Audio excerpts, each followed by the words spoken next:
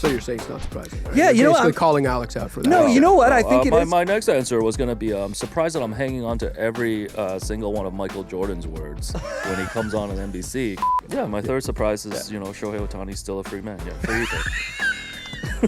All right. Allegedly. Editor's got a lot of work to do on this one. Scott was talking about how he's playing for an enormous sum of money. I thought you were going to say he's about to get Ohtani money. Yeah, missed opportunity. Minus the money that Ipe took, I guess. Yeah. Welcome to From the Logo, the Scores NBA show. I'm your host, Joseph Casciaro. Joining me in studio this week, Scott Campsall, Alex Wong, both still buzzing over the Blue Jays. That's not what we're here to talk about today, but boys, how's it going? How we doing? How we feeling? I'm excited. I feel a little left out. I didn't get the memo that we were going all Jays today, but excited to be here. Yeah, I don't want to talk about anything except the Jays right now, but I guess if you want to talk NBA, I can pretend to be excited. Yeah. Appreciate Go Jays, it. free Ipe, one more. Let's go. Honestly, I thought free Ipe was coming a lot sooner than 45 seconds in. You held out longer than I thought you would. All right. Let's talk about some NBA ball, despite Alex's protestations. Victor Wembanyama is the talk of the town. He's the talk of the basketball world right now because of how insane he's been to start the season. Now, I don't think it's surprising that he's had an insane start to the season. This is a guy that was literally deemed perhaps the greatest prospect in the history of team sports. But I think there's levels to this, right? And there's a difference between just like, hey, Wembanyama's having this insane year 3 breakout pop, whatever you want to call it, and like this guy's doing some things we've never seen before, and he's only in year 3. So I just want to run through some of the numbers with you guys here. I'm sure we'll put a board up as well. But through 4 games so far, Victor Wembanyama is averaging 31 points on 68% true shooting, 13.8 rebounds, 4.8 blocks per game. He's only the 8th player since 1973 to average 31, 13, and 4 over any 4-game span. So in case someone's like, well, you can't look at averages 4 games into the season because of the small sample size. No, literally only 8 players in the last 52 years have ever had any 4-game stretch at any point in any season like this. He's the first guy to do it since Yao 19 years ago. And also those legends, I went back and looked at like when they had these spans, all did it in their primes, literally all between the ages of 25 and 28. Victor Wembanyama's 21. So we know how tantalizing it is to think about his ceiling and what he might look like 5 years from now if he's healthy. But what he is right now, what you guys have seen from just in the last 10 days, is he already the best player alive? Forget his prime 5 years from now. Right now, is Victor Wembanyama the best player in the world? He's having a Trey Savage-like run right now, just to bring that home. Love it. Man, I mean, he's certainly in the conversation. I think like even bigger than the just stats and everything, he's like contributing to winning in such a significant way that it is like you said, you can't just say, well, look at the stats, like that's a great run, but it is like he has transformed their defense. He's gotten even better on defense somehow. He's like a one-man pick and roll, buster now. He's not just he's not just a shot blocker. On offense, he's taking more shots inside the paint. Like he has transformed his game to make himself more efficient in a way that it is almost mind-blowing. And I think he's certainly, I think he's got the second best MVP odds right now. Yeah. I think he's certainly in that conversation with, Jokic, Shea, and, honestly himself. Yeah. Giannis probably. Yeah. But. Yeah, I'm ready. I'm already ready to put the Spurs in as a top 6 team in the West, and I don't think I had that coming into the season. I think their over-under was hovering around maybe like a 500 team, maybe a little better, but you look at the way that Wemby is playing, to me, I'm trying to think back to the last time a player like this singularly can make such an impact on a team, and probably go back to when LeBron started having his peak in Cleveland, maybe in year 3, year 4, he was able to get them to the finals and all that stuff. And even comparing Wemby to LeBron, there's no player like Wemby. He's just so dominant, and I think the lesson here is everything in this world is Asian right now. Wemby went to train with the Shaolin monks during the off season, and you see the difference that it's made. So yeah, free Ipe. Yeah, I think, listen, the MVP odds are kind of stunning because even though I get it, we're talking about whether he's the best player in the world, Still, if someone had told me like a week, 2 weeks into the season, he's going to leapfrog everyone, including Jokic, and only be behind Shea in MVP odds. Like, we know if he's healthy, he's coasting to Defensive Player of the Year. But when you start thinking about like MVP and Defensive Player of the Year in the same season, and again, I know we're 10 days in, but still, if you're just going by betting odds, he's top 2 in both, number 1 in one and number 2 in the other. You talk about like those kinds of seasons, that's like prime Hakeem stuff. He's 21 in year 3. So, like, Alex, you talk about the Spurs being a top 6 seed.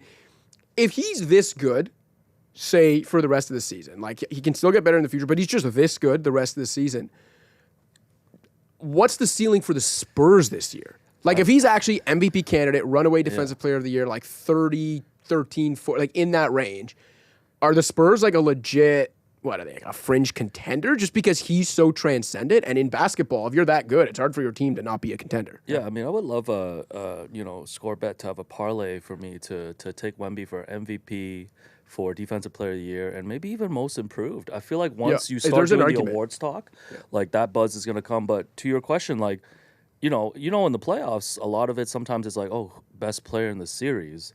The Spurs arguably are gonna have the best player in the series in a lot of this. And I think, a lot of the Western Conference depends on how the brackets break out, the matchups and stuff. But if you told me the Spurs were going to be in the conference finals this year, I wouldn't be surprised. Yeah. I wouldn't be surprised. Yeah. Fox hasn't played a game yet. Is that nuts? Like they're gonna get Fox back, who's arguably their second best player. Like Harper looks good. Like this is a team that has like some pretty, the shooting obviously is probably the biggest glaring issue they have. Yeah. But like they're gonna be able to paper over that just with how amazing like Wemby is. Wemby opens so much up for them on both ends of the floor that is insane. And it's like, everyone talked about the shot diet. Like he took a lot of fadeaways, he took a lot of threes. Like even in the 4 games now, he has already clearly made an effort to change that. And it's just, he is so singularly transcendent that like, I don't think there's a limit you can put on them. Like if he's doing this with the guys they have now, imagine they make a midseason trade and get another shooter, Or get Giannis. Dude, honestly, yeah. I feel like the packages are still there for the Spurs to put together something if Giannis wants out. That's Absolutely. the thing people forget is even with the Fox trade and stuff, they still have the assets that if they really wanted to, they could go make a move like that, which is terrifying. Yeah. And like it doesn't have to be Giannis. It's player X that comes available, like whoever it is. It's like, and I think they are primed for that. Like you're probably going to want to pair him with at least one other guy just to be like, here's a 1B. But it's just, I don't know, like you said, other than LeBron, if there is a player that I've ever seen that has just like singularly on their own, just like completely reshapes the team and raises their floor to like basically a playoff level. Yeah. Like honestly, it feels, sorry. No, you're good. Honestly, it feels like at this point, if they were to make the play in, that would be like disappointing. Yeah. And I think too, like, the Spurs should speed up the process a little bit here and start exploring options of like what it looks like to win now. Like I know they've got young guys like Castle, Dylan Harper that they want to develop into the program, but like you know how the NBA is. You don't know. You can't predict. You can't lay out like a 5-year, 10-year plan, even with Wemby. And especially with a guy, and I've like ranted about this before, especially with a guy who's like approaching 7'7". There is no precedent for a guy of that size being durable, unfortunately. I hope Wemby breaks the mold, but there actually is no precedent for it. So to your point, the runway's never as long as you think it is. If they're ready now, like they should go for it this year, next year, all of this. Yeah. I would say, wrapping it up with the original question, I'd say he's been the best player through a week and a half. I don't think there's much question about it. And then I would say in terms of if you ask me right now, you have to win one game, who are you picking? Like other than Shea, Jokic, and Giannis, other than those 3 guys, I really don't think there's a player I'm taking over Wemby right now in terms of like I need to win a game. I get the pedigree of certain guys, LeBron's, Durant's, whatever, but I'm just saying based on what they are right now, I don't think there's more than 3-4 guys at most. I throw Luka in there too. Fair. Yeah, Luka. I throw Luka. But even like a I guy think like he's leapfrogged Ant. Exactly. I was going to say, even a guy like Ant is the Ant, other guy in that conversation. Is a legit franchise cornerstone. Considerably leapfrogged him already, and I don't think it's coming back. No, I don't think it's controversial either. Yeah. All right, Wemby, maybe somewhat of a surprise just at the level he's playing at, but overall not a surprise. But 10 games or 10 days into the season, everyone's played 3 to 5 games. There are plenty of surprises, both positive and negative, around the league. So let's get to some of them. We can do this a little more rapid fire style where you guys can just each tell me who or what has been your biggest surprise this season so far and why. And if the other 2 of us have any thoughts or want to tell you why you're wrong, we can do that. Alex, we can start with you. biggest surprise of the 2025-2026 season so far? Yeah, I mean, Scott stole mine, so I'll just leave that one to him. For me, it's the Warriors. You know, the Warriors' quick start. You know, this offseason, you know, somehow was centered around Jonathan Kuminga's restricted free agency. There was so much talk about how he was going to fit into the team, you know, how it was going to look. And also I was concerned about the Warriors because of their age, right? Like we've seen them age out a little bit where they're still good enough to beat young up-and-coming teams like a Houston, like a Sacramento, but really not that much further in the playoffs. But Steph's been amazing. Draymond feels rejuvenated. Podziemski has been really good for them, and Kuminga's been great for them. And then Jimmy's still there doing what Jimmy does, and you know they've really proven me wrong so far this season. I really didn't see an upside to this team, even with the record that they had after trading for Jimmy last year. And to me, the Warriors are right back in that conversation. Like, am I putting them up there with like OKC and Denver? No, but you have Steph, you have the system, you have all of that. That's a team that I still don't want to see in the playoffs. Yeah, listen, you have healthy Steph. If Jimmy's healthy in the spring, what Draymond still is defensively. You like Steve Kerr just as a coach, and then you mentioned some of like the young guys that are kind of filling in. Horford now, like you give me that team healthy in the playoffs, and it wouldn't shock me if they beat anyone. I guess I'm with you in that maybe I wouldn't pick them to beat an OKC or Denver, but I wouldn't be shocked if they did. They have that kind of pedigree. And yeah, maybe not wanting to put too much stock into last year, but this is a team that with Steph and Jimmy in the lineup now, going back to last year, have won at like a 60-win pace.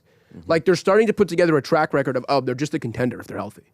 Yeah, that's a good point too. I just, getting Jimmy, getting a full training camp with Jimmy, getting he's a guy that I think is honestly tough to integrate on the fly. So I think that's a really underrated part of it. Like you said, also the Kuminga thing is underrated just because it took up so much of the airspace. There clearly doesn't seem like him and Steve Kerr like each other. So the fact that that's working out is interesting. We'll see where that goes in terms of whether or not he's on that, whether or not they look to trade him or whatever. But I think there's something to be said for getting that whole training camp, bringing these guys together. Guys like Draymond and Steph are used to sort of having to add new guys on the fly and then kind of, integrating them into the culture. So, it is surprising just the way last season ended, but I do think when you think about all the pieces, it makes a lot of sense that they were able to do this. So you're saying it's not surprising? Right? Yeah, you're basically I'm calling Alex out for that. No, you know what? I think it is. My next answer was going to be, I'm surprised that I'm hanging on to every single one of Michael Jordan's words when he comes on NBC, because, when it was first announced, people were like, oh my God, like MJ's actually going to talk now. And to be honest, like watching him talk about low management, watching him talk about like, oh my on the God, third segment. yeah, my bad. Didn't read the rundown. I love that you brought it up. But we are going to get to it. Watching him talk about like, the last time he picked up a basketball and like shooting free throws and stuff. Like, this is MJ. Like, we haven't heard MJ really talk about anything. And that's honestly been my other surprise. Yeah. So forget the Warriors. We're going to talk about it. But no, wait. Sorry, just for the record, it ultimately, when you think about it, the reason it is surprising is because of what you mentioned about Kuminga. Like all the offseason stuff about them was so overwhelmingly negative that it honestly is a surprise to see them play well, just because the only thing we've listened to and heard and read in the last however many months has been overwhelmingly negative. Yeah, my third surprise is, Shohei Ohtani's still a free man. Yeah, free either. All right. Allegedly. Cancel. Editor's got a lot of work to do on this one. So my biggest surprise that, Alex was also in on, so he cannot disagree with me now just because I disagreed with him, is that the Sixers are 4-0. I think, honestly, a surprise to me, full stop, is the fact that we've seen Joel Embiid. Like, honestly, before they announced that he was going to play in the preseason, I kind of thought maybe we'd see this guy in November. So the fact that he's out there for, he's played 3 of the 4 games. He had 25 points against Washington. Clearly still working his way back, but I think that's a surprise. But obviously, the headline here is Tyrese Maxey looks like the kind of player that could drag this team to the playoffs on his own. Like, dude is averaging, I think, 37 and 80, shooting 47% from 3. VJ Edgecombe coming out of nowhere, looking like, again, an incredible number 2. Again, 4 games in, but 22, 5 and 5, like looking like a guy that's electric. They're running their offense in a way that's, way more centered on their backcourt and the speed and getting a lot of movement there. And, these guys are getting wide open shots. Quentin Grimes has played really well too. And that's without, without Embiid playing, full time, without Paul George playing. Jared McCain is obviously going to change things when he comes in. So I just think, honestly, my surprise is like, it's been doom and gloom for this team for the last couple of years, I'd say. And now all of a sudden there's like a very clear pathway kind of out of this. And to me, that is like fascinating, again, considering all of like the Warriors, a lot of negative talk about this team in the last, season and a half. Glad you brought up the Sixers. Also going to get into some Sixers talk to close the show with Trill joining. With Trill joining Ramon. No, listen, I'm with you guys in that both those things are surprising, but I think the most surprising thing, I was considering going with the Bulls. As their 4-0 start, surprising. They've beaten a few East. Yeah, don't worry, they'll end up at 39 wins. But exactly, we know where that's going. Yeah. But no, the biggest surprise of the NBA through a week and a half is Austin Reaves. This dude, okay, no LeBron first, then no Luka, no problem, because Austin Reaves just decided he's a superstar now, full stop, and that's how good he's playing. Like, that's not hyperbole. He is playing like a legit offensive super duper star, and the Lakers are somehow 3-2 because of it. He's got a 50-point game already, a buzzer beater for the win, and then you look at his numbers and what he's done. 34 points, 10 assists, 6 rebounds, and 2 steals on almost 50, 40, 90 shooting. And again, already has a 50-point game and a buzzer beater for the win. It's not November yet. Like, this guy's done what he's done in a week and a half for a player of his stature. Like, a good but not star player would be like, oh, that's a hell of a season. No, it's a week for him. It's unbelievable what he's done. To me, it's like a no-brainer. This guy has had the most shocking start to the season. And then I went back and looked, like, similar to what I did with Wemby, where I was like, okay, it's one thing that be a start of a season, but just like for Reaves, it would be 5-game span. And I looked in Lakers history. So 5-game spans, averaging 34 points and 10 assists. Lakers history. The board says Hillbilly Kobe. Guess what? Kobe never even did it. The only Lakers in history to do it, Jerry West 5 times, logo, legend. Magic Johnson once in December of 1986, and Austin Reaves in October of 2025. If someone had told you 2 weeks ago, hey, the Lakers are going to be 3-2 despite no LeBron and Luka being in and out of the lineup, because Austin Reaves just went prime Jerry West or Magic Johnson, tell me that wouldn't have been the most shocking thing. Man, never underestimate the power of a contract year. Like, my dude is playing for an enormous sum of money this offseason. But to your point, like, I mean, I can't disagree with that. Like, this dude's balling out. He's kind of saving the early season for the Lakers, if we want to call it that. But this dude's about to get paid big time. Yeah, if you told me a Laker was going to average 34 and 10 in that stretch, I would have said DeAndre Ayton, most improved player coming through. But yeah, Reaves was, I think this is surprising to me because, like, Reaves was terrible in the playoffs last season. Yeah. And I think that brought some questions, too, of, like, is he the sidekick to even Luka, like, once they move into post-LeBron era? I'd be very interested, too. I know this LeBron thing has been kind of quieted down. Like, he's been sitting out with the sciatica, but does Reaves, putting on this type of performance, having this run, change the way that the Lakers look at LeBron in terms of, what his future is even for the rest of this season? Does it change the way he looks at the Lakers, too? Yeah, and I think it's kind of bubbling on the surface of, like, are we really going to head towards a trade deadline where LeBron might be available? I think it's possible. Yeah. I think it's possible. AR-15, Hillbilly Kobe. Shout out that dude. Also, when Scott was talking about how he's playing for an enormous sum of money, I thought you were going to say he's about to get Ohtani money. Missed opportunity. Minus the money that Ipe took, I guess. Yeah. Took. All right, Scott, as we've mentioned before, whenever you're here, we got the This League segment. Bring something that's kind of socially trending on NBA Twitter, on NBA social media, and we will talk about it because, as we know, the NBA is uniquely equipped to produce that kind of drama and social activity. So what do we got this week? Alex teased it a little already. Alex, the professional that he is, teased it already.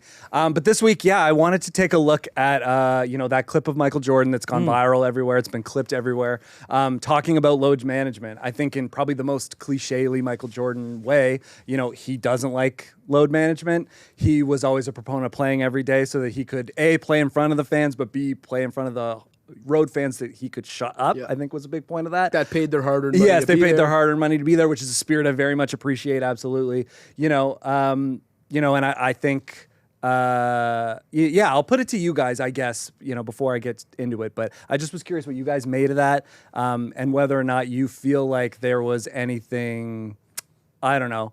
I think very clearly there's a split between the way things used to be and the way things are now. And I'm just curious which side you guys kind of land on that. Yeah, I think it's interesting because, like, MJ basically stopped short of just calling this generation soft. Yeah. Like, he's basically saying, hey, like, what are you doing the other 21 hours of the day? Yeah. Like, you can get on the court. Like, people are paying good money, and they're the ones that are, like, propping up the game and the salaries and stuff. But I think the most interesting thing about load management to me is, like, sometimes it's less about the players and it's about the teams, like, wanting to protect their investments, right? And I think the way that teams have looked at players now have changed. Like, you're giving out $50, $60 million per year contracts. You are going to manage those assets differently, right?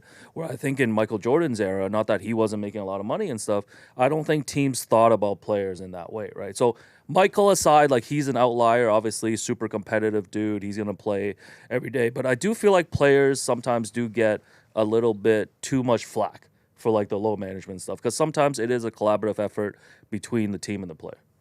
Yeah, I'm with you. I think what was most interesting about what he said there, I don't think any of it was surprising. Like, if you had asked any of us, hey, do you guys think Michael Jordan thinks the current generation is soft? We would have been like, yeah, he definitely thinks that. But I thought what was interesting is when he talked about, like, if he could go out there, he would go out there. And even, like, early in his career, if he had an ankle injury or whatever, and guys would tell him, you can sit down. And be like, no, if I can go, I can go. And then he made the distinction. He said, now, if I can't physically go, that's a different situation. If I physically can't go, I can't go. I think what that kind of got jogging in my mind was, I think the disconnect between the MJ generation, like the old heads, and the modern generation is the concept of what constitutes being physically able to go. And the bar has moved over the generations, right? And the old heads looked at it as like, if I can get through the game, even if with some pain, like whatever, I'm going to go through it. And the only way I'm not playing is if I really, like, can't run out there, I can't walk out there. Nowadays, it's like, listen, the way, to your point about the way teams view this as an investment, if you are not able to play at 100% or something close to it, or if there is even like a modicum of a chance that you could exacerbate this injury and cost us games later in the year, we're not playing you. Like, that's just how it is. And we've seen that even happen in the playoffs. Whereas, like, yo, when we were growing up, when we were kids, I don't want to sound like the old man yelling at a club, but for real, like, none of us are that old. When we were kids, like, can you ever remember star players, other than if they were legitimately done for the year, missing a playoff game? No, you would never have those scenarios. And here's the thing, I'm not even hating on the young players, because I think the difference is they don't know any different, right? Like, that's the environment and the sporting environment and the basketball environment they came up in, because whether it's advancements in, like, the way sports injuries are monitored, the way these guys' fatigue is monitored and their muscles are monitored, like, day to day in practice, the wearable devices, like, all of this stuff, the long-term big picture outlook, like, all of it has created this situation and this environment where even from a young age, and I'm sure, you know, there are plenty of people probably with a medical background that would argue rightfully so, but even from a young age, these kids are coming up in an environment where, no, if you're not, like, 100% right, or there's a chance, you don't play.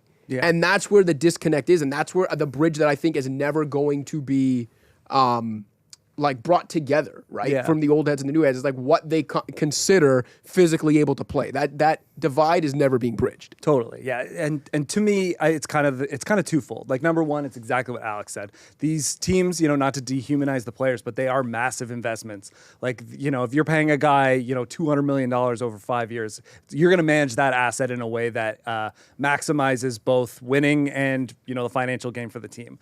But it is also like this era is playing at a pace that absolutely dwarfs the previous pace. These guys are bigger, faster, stronger than when MJ played. And they have to cover more ground because of the way the spaced out game is played. Absolutely, the game is played in such a way that the wear and tear is more significant, you know? Obviously, you could squabble about travel and how much easier certain other ancillary things have become.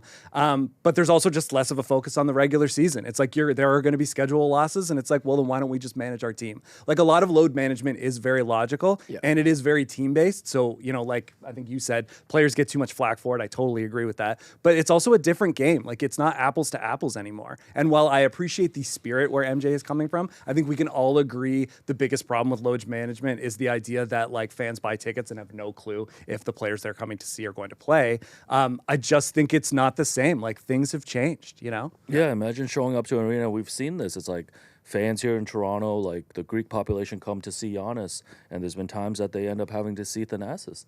Like imagine if you bought a ticket to see Michael Jordan in his prime, and it's like, oh, actually Judd Bushler is starting at shooting guard tonight. Like there would be riots outside. Right. But one more thing to add about MJ, you know, we know he loves a little, you know, blackjack, little action. Gambling. He loves the action. You know who would be great to spend a night, like a couple nights in Vegas with, MJ and Ipe. Yeah. I do, honestly, I do appreciate the dedication of the game. I appreciate the dedication of the game. The one thing with these, listen, there are certain examples, like you can go back to Kawhi in the 2018-19 season. You could make a pretty reasonable argument that if Kawhi and the Raptors had taken the old school approach, they don't win a championship because they turn his leg into dust in the regular season when he physically was not able to get through that whole season playing 82 and you know, whatever. I think the issue in like, again, it's just something we're never going to get back. It's like, that's one thing. That's like a team with championship aspirations, looking at the big picture. But like the 44-win teams, you know, resting the fourth man because they've got like a sore hammy or something. I think that's, again, the stuff where it's like, no one's right or wrong because there's just different generations in the way they came up. But like the old heads are never going to understand that. And the young generation that came up a certain way is never going to understand playing through that, right? And that's just the way it is. And not to mention the tanking of it all, which again, the bigger the business the NBA becomes, the more important those draft picks become to teams. And like it's a lifeline for teams. So you're going to see like Lauri Markkanen probably should have played like 30 more games or 40 more games in his career, but he's been playing in Utah for years. So they're just sitting him out, you know? Like last year, when did they start sitting guys out? Like halfway through the season or something? I think in the preseason. Yeah. Truly, though. You know, and it's like that's another aspect of it as well that's just like not going to go away. Like it's just like, you know, aside from wear and tear, the business of it is just so big that load management is fully integrated and it's not going anywhere. Yeah, I think it's a general trend too, honestly, across all sports. I know we've been talking about like baseball and stuff too. You've seen them, you know, lighten the workload on like starters and stuff. Like if you just look across sports now, I'm not saying it's a bad approach because you do want to like with more science, with more statistics, like knowledge and stuff, you want to protect the players, but I do miss a little bit of that like, you know, like Jack we Moore talk is about throwing this all the time, 130 right? pitches. Yeah, in baseball of that, but like you said, like seeing players, like think about some of the greatest moments in NBA history. It's like Willis Reed coming out with an injury in Game Isaiah 7. Thomas limping through a yeah, finals game. all of that stuff. So sure, there's probably long-term, you know, circumstances to that, but it's like that's what sports is about. Like people pushing themselves to the limits. I love that. We did get Tyrese last year doing that, and that did not end in the same way. So that's another. But ask Tyrese if he regrets it. He sure doesn't. Yeah. Sure doesn't. Yeah. All right. Before I get to a conversation with our guy Trill to talk Sixers, you got any parting thoughts from either of you before I get to this conversation? Any Ipe jokes to take us home? Or are we good? I think I've done enough damage here, but. Yeah, go Jays, you know. Jay and 6, baby. You know, look forward to seeing you guys at the parade next week. Yes, sir. Yeah. Scott. Amen. Go Jays. And hey, on another note, follow the score on all our social channels to see Scott's content from the Dome, from the Rogers Center, as the Jays look to clinch the World Series. All right, Alex Wong, Scott Campsall, thanks as always. Both of you will be back plenty of times throughout the season. For now, I want to get to our guy Trill.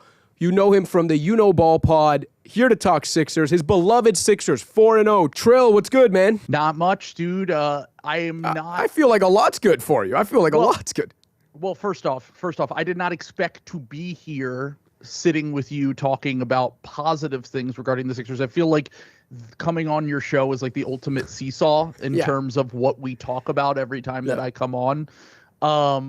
Basically, the last time I came on, I think we were talking about, will we ever see Joel Embiid play basketball again? And now we're here seeing him play basketball. And the Sixers are seemingly better when he's not playing basketball on the court, which is the first time that I can remember that in literally over a decade. So it's wild, man. And that's obviously, why we wanted to have you on, because after last year's disaster, Sixers are off to a 4-0 start, despite Joel Embiid looking like a shell of himself. Playing 3 of 4 games, but not playing much, not playing crazy well when he's been out there. I think he's had like one really good game in 21 minutes or whatever it was. And Paul George not playing a single minute yet. And yet here they are at 4-0.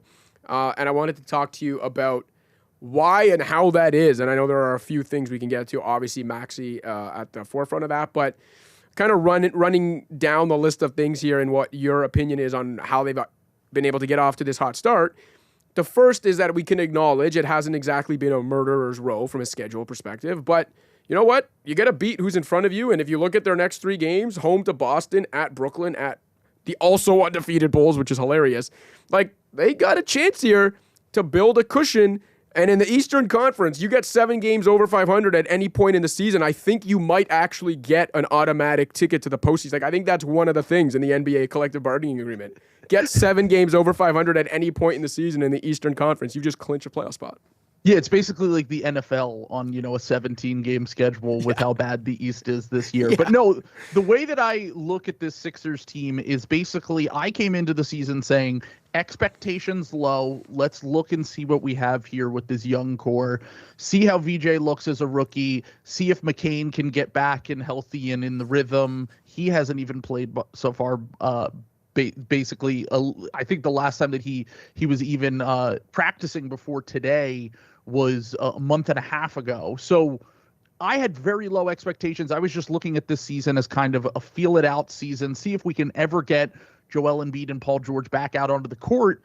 And they have come out the gates absolutely firing, playing a completely new style of basketball, which is just has a frantic pace up and down the court, killing teams in transition.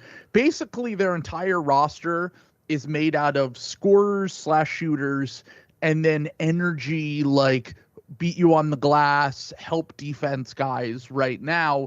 And that has turned them into, obviously, you said, easy schedule, shooting a little bit above their head as a team right now for sure. And other teams are shooting a little bit below that, and that will even out certainly over the course of this season. They're winning a lot of close games, but I never expected them to be able to come out of the gates, first off, to start 4-0, but also to have a sense of identity already where they look like a team that has played together before. Like, you have to keep in mind, like, literally this is basically an entirely new team outside of, because you can't really count on Joel playing that much. McCain hasn't played really at all. Paul George is still out. So you really have Maxey playing for the first time with VJ, Maxey playing for the first time with guys like Grimes. It's really just Maxey and Oubre that are left over from this core from before. So I've been really impressed with Maxey's play, of course, being the best player on the team so far to start this year. One of the 5 or 6 best players in the NBA so far to start this year. And I've just been kind of blown away by their energy and effort level. Like, they just have not quit at all this whole season to start.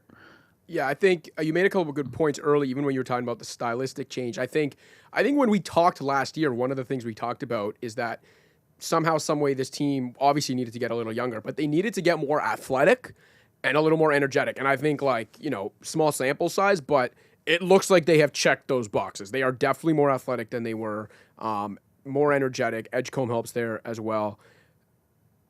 I don't know how sustainable the style is if and when Embiid actually does get up to game speed and is playing, okay, maybe not, obviously not 35 minutes a night, but like even close to 30 minutes a night somewhat consistently. If he can get to that point, you probably can't play at this pace with Embiid. Or I mean, I don't think you can, right? No, I mean, if you look at the numbers, they're playing at a frantic pace when he's off the court, and then right. He kind of slows things down, especially in the half court, working as more of a dribble handoff hub. And actually, funny enough, the last 2 games, he's been not basically his old self. He'll never be the MVP, Joel Embiid again, but he's basically played at an all-star level offensively in the last 2 games since his disastrous start. It's defense really where I worry about him because, like you said, he can't really play. He can't get up and down the court like these guys can. But on top of that, like, teams can beat him back on the other end. And when they get him into the half court, like Alex Sarr, who's having a really nice start to his sophomore season, was absolutely frying Joel in a way that I've never seen him get kind of bullied by an opposing big, especially one that plays a little bit more of an athletic, smaller. He's not like a hulking dude. Yes, no. he is someone that is those kind of bigs are going to be guys that Joel struggles with, especially when they have their an on shooting night like he did the other night where he can get him in space and teams have just been attacking Joel defensively like in a way that we're not used to, because one of the things that was always overlooked with him was like, yeah, he's this great offensive player, but his defense anytime he was on the court in the regular season and honestly most playoff years, he would keep the Sixers defense at a respectable to elite level pretty much anytime he was on the court. Yeah, he was a walking top 10 defense unto himself. Which was crazy for someone who had developed the level of offensive load and game that he had at the time of his, near MVP seasons and the MVP year, because it is just so much to take on for someone, especially someone who can't stay healthy, who struggles with stamina issues. And now this year, if you watch these games, like the Celtics went at him the first game, the Hornets went at him, Keyshawn George was going at him at the rim, which he was someone who could deter people from even trying him at the rim in the past. And now it's like, specifically, we're going to go at this guy like he's the weakest part of the defense. And one of the things we talked about is like, it is very unfortunate because like, while it's great to see him kind of get his footing back offensively, for this team, the thing that they really need is that defense. Like they need an anchor that can kind of keep them afloat in the half court. And so far, maybe it's a work in progress. Maybe it's something that he gets better at, but like, man, the lows have been really low. And I do think that there should be some, alarm bells going off. Yeah, I agree. That obviously is going to remain concerning. Obviously, Maxey has been the story of this story. You mentioned him playing like a top 5 level star. No question about it. The guy is averaging 37.5 points on about 62% true shooting. I laugh when I'm talking about it. 8.3 assists. And then also this part, which just, as a guy who covers the NBA from Toronto and covered Nick Nurse for a long time, this part just brings a smile to my face. Also 43 minutes per game. Let's talk about. Oh, go ahead. You're about to say I'm hoping that when McCain gets back, those minutes go down. Yeah. We can look, Nurse, I know that you have a minutes fetish. You have this thing where you have to play guys until, they burn out. And we saw this with Toronto. We saw this last year with the Sixers. But I would just like to see him down in those mid 30s to maybe high 30s. Yeah. He's playing BJ Edge 40 minutes a game. This guy just came from college. What are you doing? So VJ also playing 40 a game. You're right. It's unbelievable. And yet completely believable. So Tyrese, top 5 level star. That might not be sustainable, but just this level of play, like even for someone like yourself, as much of a Maxey believer as there has ever been, did you ever anticipate a stretch like this? No. I love Maxey in the draft. I was absolutely elated when he fell to us in the draft in 2020. I was very encouraged by his rookie year, but every year with him, you come out, you say, man, you see him as a rookie and you go, maybe he could make an all-star game or two some point in his career. And then his second year, you go, oh no, he's definitely going to make all-star teams. And then your third year, you're like, maybe he could be all NBA. I never expected a stretch where he was, leading the NBA in scoring of the players that have actually played the amount of games that he's played. Because, Luka currently, I think, has the highest points per game, but he's only played 2 of the 5 games that the Lakers have played so far. And Maxey is up there with guys that are legit MVPs. SGA, like Austin Giannis. Reaves. Yeah. I was going to say, Austin Reaves, did he pass him yet? Because he has been absolutely unbelievable. So we talked about him earlier on the show, so I do have the note here somewhere. No, Austin Reaves averaging 34 points a game, so comfortably behind the 37.5 that Tyrese Maxey's at. That's another shot. I mean, I've always liked Austin Reaves. I have tweets from 2 years ago, which were trolling a little bit, but I had a tweet from 2023 where I said, would you rather have Cade Cunningham or Austin Reaves? As a joke. And now I'm starting to be like, is this a conversation? Like, this guy's unbelievable. Yeah. But Maxey, I never expected him to look at the level that he did, even if this isn't something that's sustainable. He's shooting like 53% on pull-up threes. I think that will regress a little bit. I also think there are other parts of his game that he's still working on, but the 2 things that have really impressed me this year is just the willingness to put up pull-up threes, because last year he was more just like off the catch movement, And when he shot those pull-up threes, he couldn't really ever get in a rhythm. He was actually kind of low-key really bad at them. He was like facing different coverages and not really used to it. He was shooting in like the high 20s on pull-up threes. The volume wasn't nearly there. This year he's coming out firing out of the gate off the dribble. And then the other thing that I've noticed is he's just playing with a much better pace. Like he knows kind of when to play at that light speed, like when him and VJ get running in the open court, and he knows when to slow it down. And it so far has turned into not only him being this crazy perimeter shooting threat, but also this downhill threat that is finally getting a respectable whistle after years of kind of having one of the worst whistles in the NBA. And he has overtaken the Joel Embiid free throws per game mantle here in Philadelphia, shooting 10 per game to start the year. So I've been incredibly encouraged. I think that he continues to blow me away. And yeah, I mean, he looks like a clear all NBA player right now. Oh my God. Yeah. Without a doubt. Okay. So Maxey, obviously unbelievable. VJ Edgecombe looking great. Guys like Adam Bona, like the Sixers have just been good pretty much top to bottom. Contrast that with some of the concerns we've talked about with Embiid, the fact that Paul George hasn't played a game yet, and what you probably thought about this team coming into the year. So take like the whole mix, okay? And then if I asked you, as honest as you can be right now, has this 10 days of like extremely encouraging stuff and results changed the expectations for you this season? Is it too early for that? Or like, have you seen enough? Again, I'm not saying now all of a sudden you're like, hey, it's, finals or bust or something like that, but have your expectations at least changed since a week and a half ago? And Definitely. What are they now? Because my expectations before the season was like, they weren't really results based. They were more just like, can we get some good Can VJ have a nice rookie year? Can we have some things to look forward to maybe in a few years when, maybe Joel's career is winding down or Paul George's contract is off the books and those things, like looking basically the opening of another window. Whereas right now, like I look around the East and I'm like, I don't know, like the teams that I thought that were going to be really good just have not really looked great out of the gate. Now, keep in mind, a year ago, the Pacers and the Knicks started really slow. Yeah. They both made the conference finals. It's a long, long season. And I do think that the Sixers are going to have some matchups that they really struggle in. Like, you've already started to see it a little bit early in the season where teams realize, oh, we're just much larger than them and we can kind of, just own the interior. Not necessarily on the glass where they've been actually fairly impressive.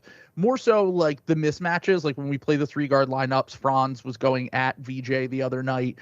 We're a small team. Like ultimately we're playing a small ball style, and I think that will result in, maybe 45, 50 wins this year, but which is something I was looking at, like, can we get like in the top end of the play-in and like be like a scary, young upstart team no one wants to play, versus now I feel like it's, that 45 to 50 win range might be something realistic in this Eastern Conference, and maybe they can win a playoff series. I don't know. I still think that I want to give other teams time to kind of figure it out, but I've been very underwhelmed by the teams I viewed as a clear tier above the Sixers, like the Pistons and the Magic. And then the top tier, like, they haven't really figured it out yet. And like, I still think the Knicks and the Cavs are very clearly the best teams in the East, but not unbeatable by any means. Yeah, no, and listen, I came into the year saying, like, I thought, like everyone else, that the Cavs and the Knicks were like the runaway, beasts of the East, but that after that, I thought there was like a group of 8 or 9 teams, honestly, that you could realistically talk me into them finishing 3rd and then missing the postseason altogether and finishing like 11th and not even being playing a team. And the Sixers were in that group. And I think, yeah, it's early. Like, we need to see more. But if Tyrese Maxey is anywhere near this good for the majority of the season in this Eastern Conference, the Sixers are going to be really good because, like we were having a conversation about Wemby earlier on the show, and it's just like, it's basketball. One player can make that much of a difference because they have the ball in their hands and they play 75+% of the game. If you're coached by Nick Nurse, you play 95% of the game. And you put all those things together, and it's just, if a player is that good, it's really hard for their team to be anything less than like a fringe contender. And that's in general, not withstanding the fact that this Eastern Conference is just terrible. So like, you put all those things together, my expectations for them have changed. If, this is anything resembling what they really are. Before I let you go, I need to ask, because you did mention how pleasantly surprised you've been by the stylistic change of this team. We've both kind of admitted that our expectations have changed somewhat already in a positive way. That, you'd probably say that the Sixers are getting more than the sum of their parts when you look at this roster and like what they've gotten from Embiid and getting nothing from Paul George. So I have to ask you, as someone that historically has called Nick Nurse a basketball terrorist, are you now a Nick Nurse fan, or do you just see this as a 5-game sample in an otherwise terrifying Sixers tenure for Nick Nurse? So I actually defended Nurse last year during the kind of mess of a season that we had, where I was basically like, you gave over $100 million to Joel Embiid and Paul George, and they don't play games. So what is a coach supposed to do? Like, I remember I went on Saturday Slam and Jam. I came on your show. I did a few different rounds last year during the Sixers' tough start, and I was like, this team just isn't talented enough. Like, they can only do so much with the talent that they have, basically. And I'll give Nurse credit for this, because I do think that there are certain things that he does well. And I think one of the things that he does well, and we talked about it with the Raptors a few years ago, even, look, you're seeing it now with Darko. Like, Darko is someone who has struggled, even though this team isn't nearly as talented. He coached a lot of the same guys that Nurse coached. And that year, specifically Scotty Barnes' rookie year, I think about, where they came up with this tactical advantage they had, which was, we're going to destroy teams in transition and we're going to own the offensive glass. And that's going to possession battle. The possession battle, which was a little bit ahead of its time. Honestly, like, teams are doing that now with OKC and the Knicks and those teams that are making it far into the playoffs every year. Nurse and Masai in the front office, they were a little bit ahead of the curve when it came to that back in 2021, 2022. And I just want to say that the thing that I think that he has done well with this team is, obviously, I think Maxey's a huge part of it. Just Maxey kind of being like the locker room leader now, and almost like having kind of a coach on the floor in terms of like motivating guys and making sure everyone's in the right place and stuff. But Nurse has figured out a way to make this offense, this dribble handoff style, which worked really well his first year before Joel got hurt, where they had these athletic guys who could get downhill and were threats off the dribble. And he has figured out a way to make this an effective offense in a way, like you said, some of the parts, like, they are just better than their talent right now. And some of that is small sample stuff. But overall, I think I've just been really impressed with the fact that he's been able to get a lot out of this roster offensively and turn them into clearly one of the 3 or 4 best offenses in the sport right now, even if you're taking a little bit off the table defensively. Yeah, I agree.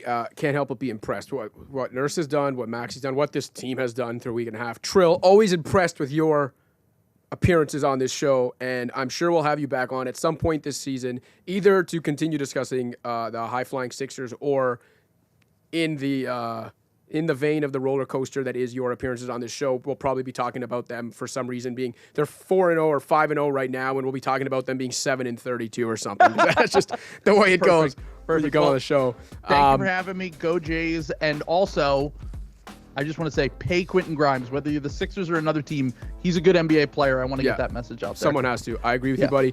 Appreciate your time, as always. For our listeners, for our viewers, make sure you are subscribing to the You Know Ball Patreon and also listening to the You Know Ball podcast. For Trill, for Scott Campsall, for Alex Wong, I'm Joseph Casciaro. This has been another episode of From the Logo. Don't forget to like and subscribe, and we'll see you next week.